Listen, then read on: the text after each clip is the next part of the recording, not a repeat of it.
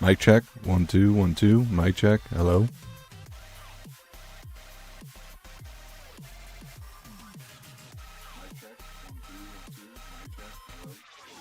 Awesome.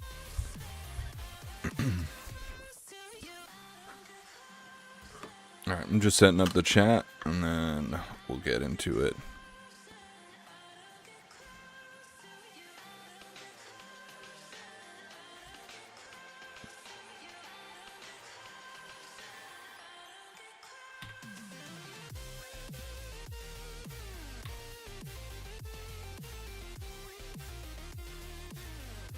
What's up, guys? Lower the music. Alright, I think I like the format where I start off talking about the market, do a short market segment, nothing too long, and then from there go into another just yapping about whatever I feel like that day, Counter-Strike related, of course, and then going into some games. I feel like that'll be a good format. It'll help me get some YouTube videos. I feel like it'll be engaging for watchers. This way there's a little more like kind of meat than just me playing the game. Alright, let's get into it, because I do want to check out the shop and see where a lot of these have gone. Oh my god. I bought this for like $1 the other day. I like M80. I want to support NA. I watched them like 2 majors ago. They kind of made me a fan, so I'm excited about that. It is crazy that the Lake sticker is the #1 most popular sticker at the moment. It's a nice sticker, don't get me wrong. $26 is a little crazy, but I think all the prices are still a little bit of crazy. Alright, let's check out Donk. Where's Donk? That's my... Alright, it's down to $690 for the gold, $31 for the hollow, which is better. Still crazy. This is still a crazy price, but I'm very interested. I've kind of calmed down. I think my opinion yesterday or the last time I streamed was a little bit more extreme. I want to see where these prices are a month from now. I also want to see what Valve's decision making is going to be on how long these stickers are in, I guess we'll call it print, but how long they're available. Just because in the past, there's kind of like, you don't know when the sticker sale is going to even start, nevertheless end, and sometimes these stickers last long after the major, and I just want to know if this buying pressure is going to be able to keep up. Also, I wonder how these prices are, like, is there a scale that changes based on initial demand versus future demand? So, like, if nobody's buying this sticker 3 weeks after it comes out versus day 1, does that affect the price differently? I don't know. And also, does it take into account the total amount in circulation outside of that number? I really want to know how they come up with this number. I know Valve never tells us anything, so we'll never know, but I feel like it's hard to give anyone educated, I guess if you want to call it analysis, that feels like a strong word, without knowing how exactly these numbers are generated. Still, $690 for gold is insane. It'd be a $40 sticker, I think, if it was, maybe not yet, maybe we'd have to wait a little while, but yeah, even like that magic sticker is $67. It's kind of crazy. Alright, how about the $18? That's more reasonable. Still, I think, on the high side. I mean, but it's kind of comparable to what you'd see on the market if this released as a capsule. So I think this is a lot more. A lot of these golds are priced weirdly. Like, I don't think this is that good looking of a sticker, but it's $110.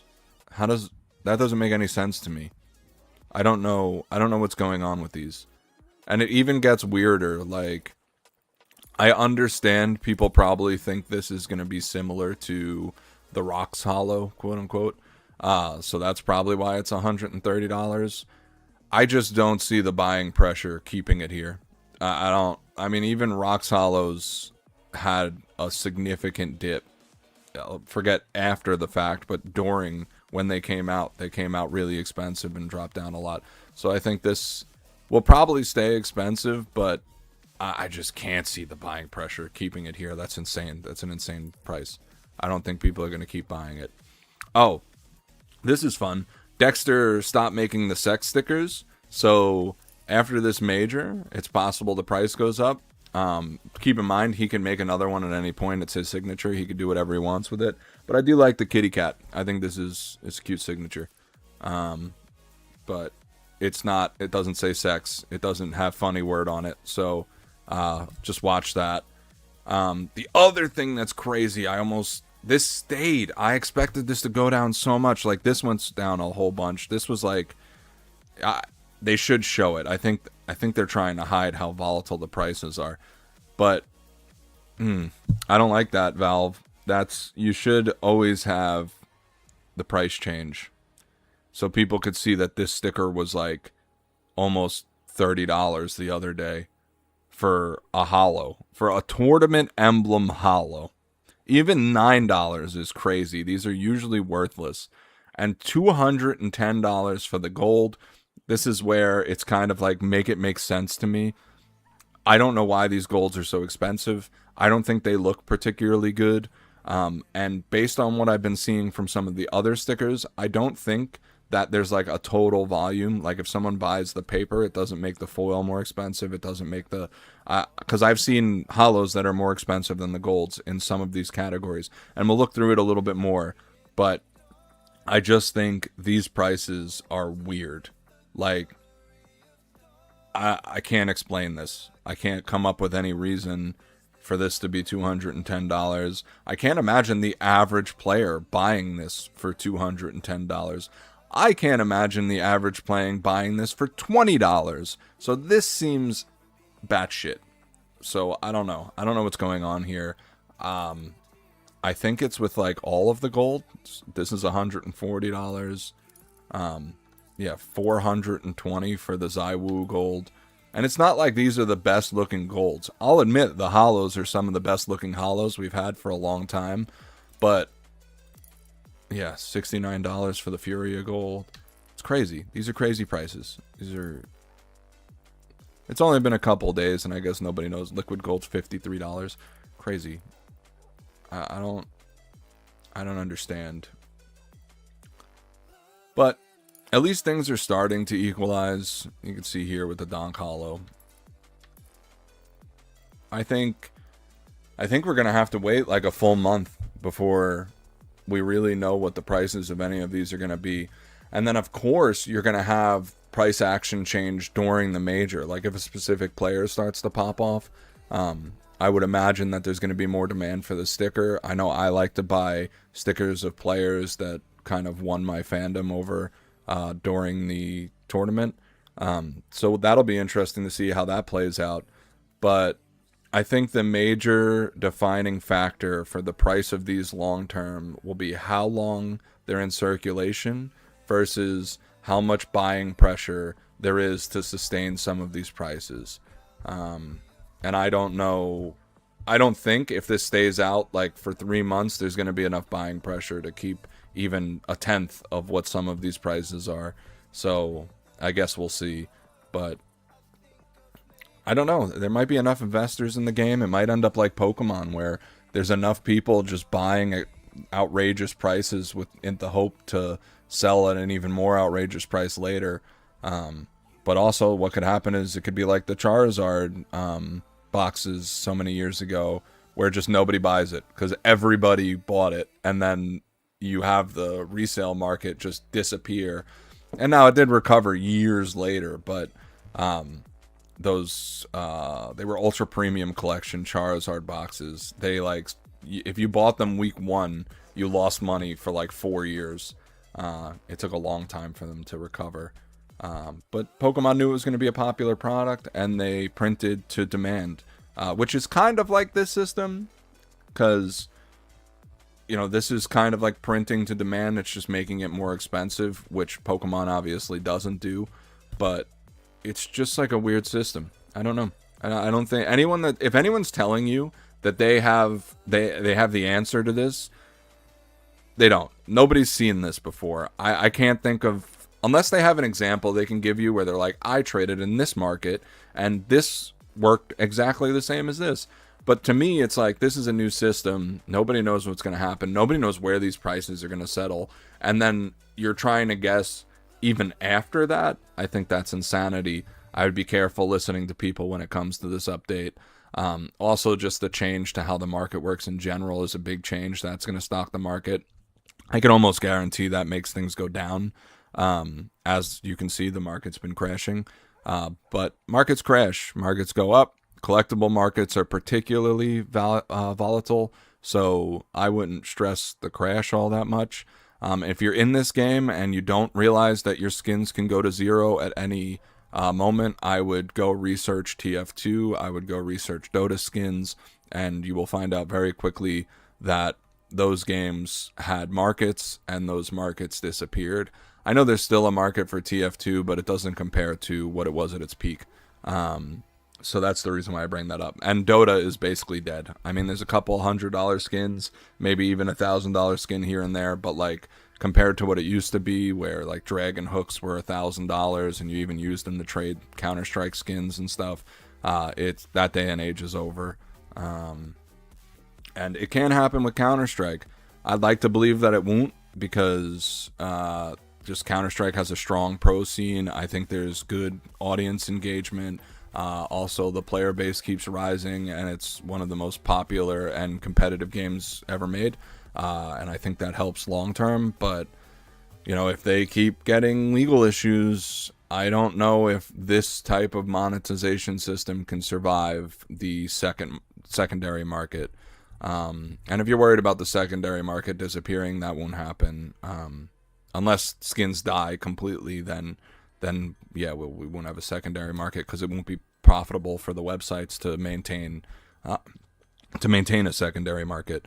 So that's my market update for today. I think I'm going to keep it short. I don't think there's anything interesting to talk about. I'll touch on the souvenirs again. I don't think any of these updates matter. I think it's cool for people who are just getting started and want a cool piece to remember the major by. I think the trade up doesn't matter. I don't think there's enough skins that it affects, and I think the skins that it does affect, like the new collections, are already, like, there's already so many of them in the game that I don't think the supply shock is going to make, I don't think it's enough of a supply shock to matter.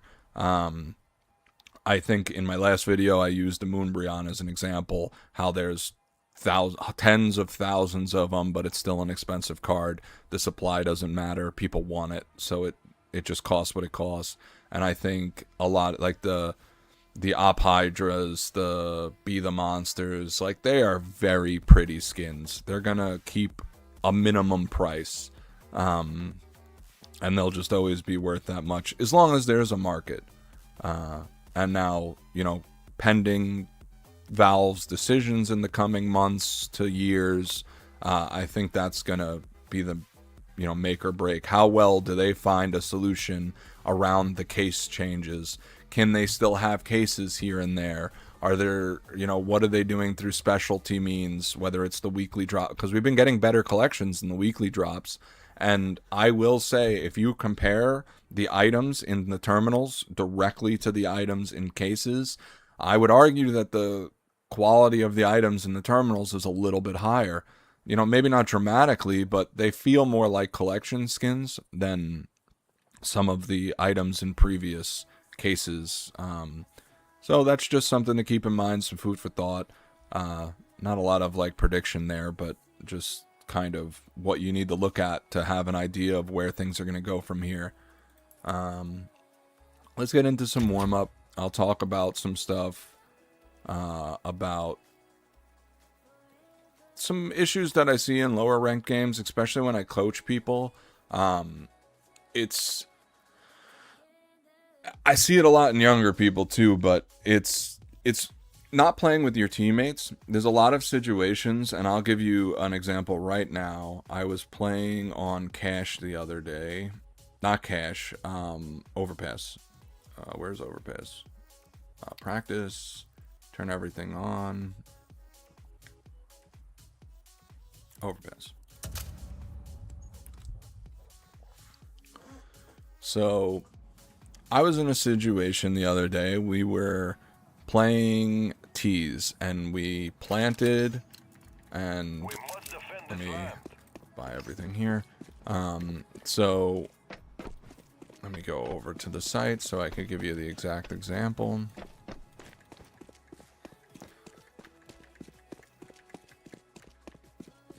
Yeah, I guess I could have no-clipped this, but I'm not good with commands yet. That's something I'm going to have to learn as I stream. Alright, so we were in a situation, we planted.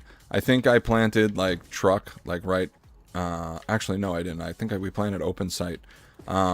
We planted open site. I had a teammate here, and I gotten here. Now, they saw me get here, and they knew my teammate was here, and we had the information that both players were here. Like, they were either going to come from bank or A. And my teammate peeked them the whole time and just managed to get all of these kills. Now, from this position, I couldn't help him, because I'd have to overcommit to this angle to get a kill here, and then I'd die and he'd be in a 2v1. So I was telling him to hide. And the reason that's a more winning play than what he did is purely just because of the information that they know that I'm there and I have no means of exit. I had no utility to get myself out. I had nothing. So if he stays here and harasses them and they try to come out, they need to keep looking at him, right? And I end up with a very favorable situation. I can be kind of moving here and they don't know exactly where I'm going to peek the angle, and they have to constantly be, you know, going back and forth here. They gotta try to figure this out. My mouse is still plugged in. I'm charging it for the session later, so that's the reason why I can't do the full flick here. But it's just a very hard fight to take. There's no good way to take it. Meanwhile, if he dies, like let's say he misses this headshot and now he's dead, well, now I'm stuck in this corner. They know I'm here. They're both going to peek me, and I'm going to have a very hard time winning this fight. Like, I'm going to have to, you know, hit a clip. And that's not great. It's not a great situation. It's going to lead to a round loss. Now, the reason why that can translate to you receiving positive reinforcement for a bad habit is, let's say I'm a better aimer, and I kill both of them. Now, I just made a bad play, but I won the round. So I'm getting positive reinforcement for a negative decision. And that's why there might be, if you're a lower ranked player, you might have disconnect. So where you feel like, oh, I'm doing everything right. The stats show I'm a fragger, dude. I'm getting everything off. Like, I am the playmaker. I'm good. And then you can't rank up. And that causes frustration in a lot of people. Like, people get mad at this game, just like every Dota has that, League of Legends has that. Any competitive game with a certain degree of difficulty and obscurity to what makes a good player good is going to have frustration around, I deserve to rank up, I'm stuck in silver, I'm in the trenches, I'm in elo hell, whatever. I'm sure you've heard one of those phrases. And it's plays like this that really set apart, you know, that 2000 elo you can't get past, or that 1k barrier, or the thing that's stopping you from going from 15k to 20k. It's these micro decisions. When you're the guy that's here and you're choosing to take this fight, even though you don't have to. The bomb's ticking. We have the bomb planted. We don't have utility. The best way is just to set up this cross. If you hear them shoot, you peek, you try to keep their attention, all without dying. There's 100 ways to do it. You can switch to the other side of the box and then come back to this side of the box to bait them out further for this person. You know, there's ways you can do it without creating a bad situation in the event that you die. And in this case, it's just not dying. You know, it's not overcommitting. You know, you force them into a worse situation for your opponent. And I mean, even if your opponent's bad, like if they're not looking at them, this is an easy kill. So just, that's something to keep in mind. It's something that I see in a lot in my games when I coach people. It's something I see them do a lot. And you ask them, like why did they peek there? And they're like, well, you know, they were coming out. I wanted to take the fight. And I'm like, yeah, but your teammate can't help you. So now you're putting yourself at a disadvantage, into a disadvantaged situation. And just to make this in a way that you can relate to, when you see someone ace, most times it's because the enemy team made a mistake. not because the player played out of his mind. And I understand there's exceptions to that. There's times that the player is just playing out of their mind, or it's a combination. You know, he played out of his mind for 2 kills, and then they fed him the last 3 one by one. But my point in telling you this is you don't want to create those situations where that last player can ace clutch. You don't want to create the situation where an unlosable round becomes an unwinnable round just because of bad positioning or bad decision making, or you wanted to get the clip, so you went after them, and now you're frustrated that you miss, or you're frustrated that your teammate couldn't handle it after you made a bad decision. And of course it's not your fault, even though it is.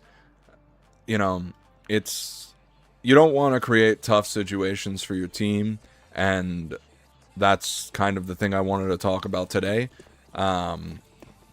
I hope this helps you in your games. I hope you at least understand what I'm saying.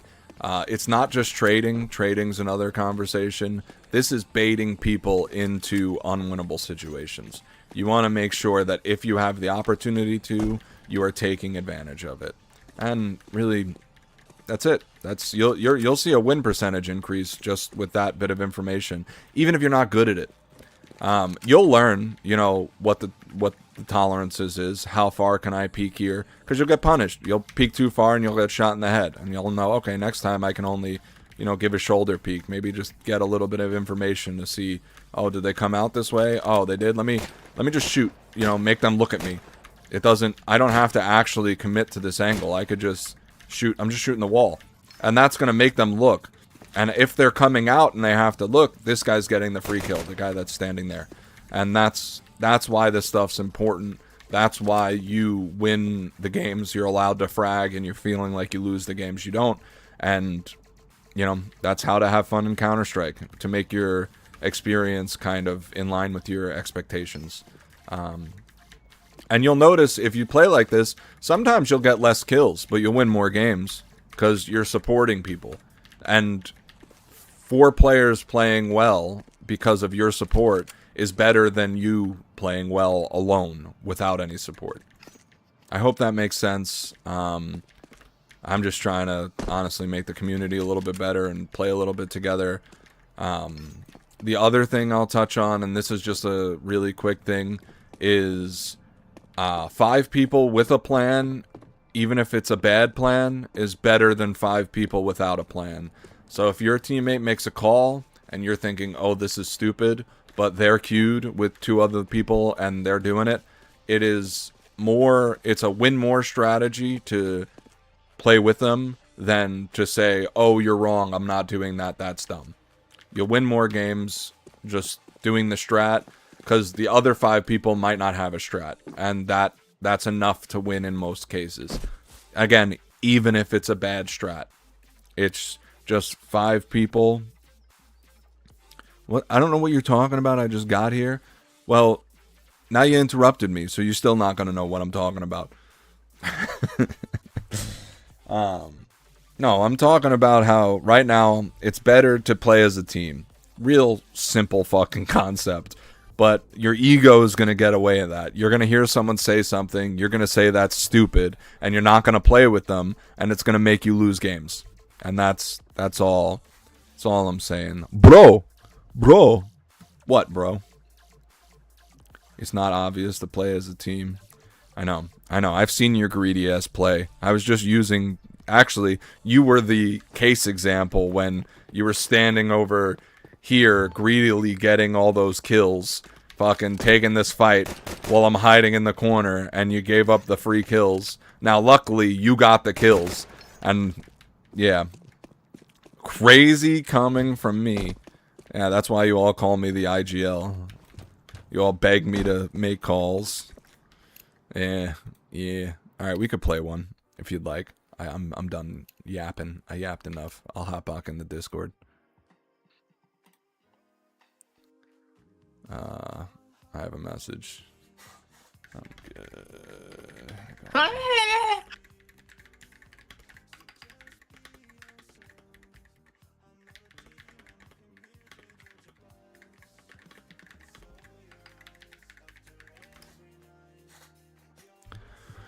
Oh, right.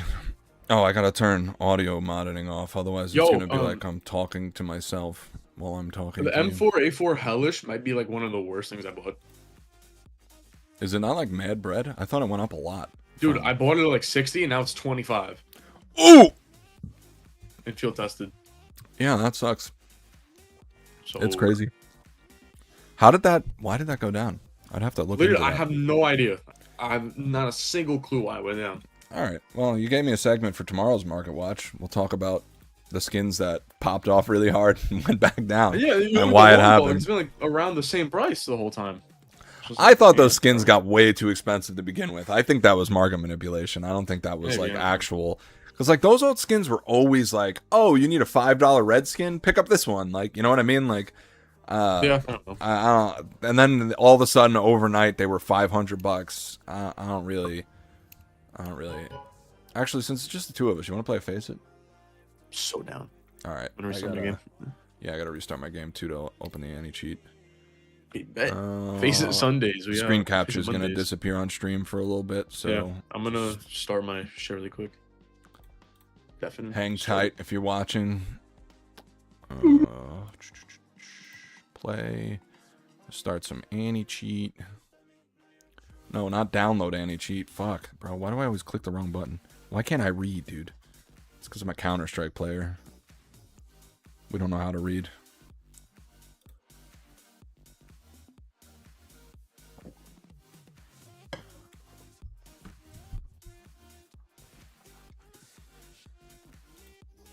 Turn the music off if we're gonna play Phase It. Root system drivers is loaded, but the file is missing. Restart my PC. What? No, it says it's running.